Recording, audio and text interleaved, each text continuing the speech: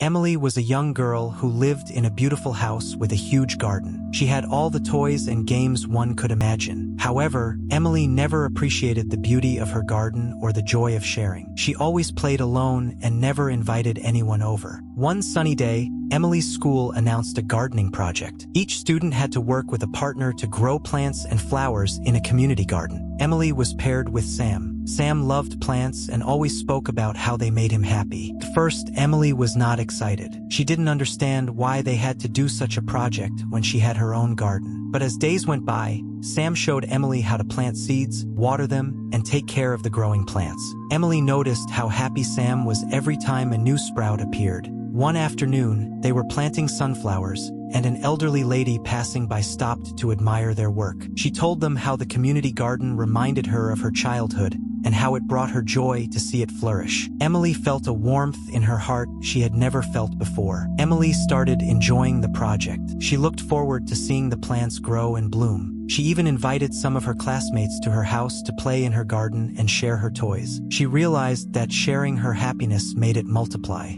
Emily learned that the true beauty of a garden is not just in its flowers, but in the joy it brings to others. She became more generous and found true happiness in making others smile. The moral of the story is that true joy comes from sharing and caring for others, not just from having beautiful things.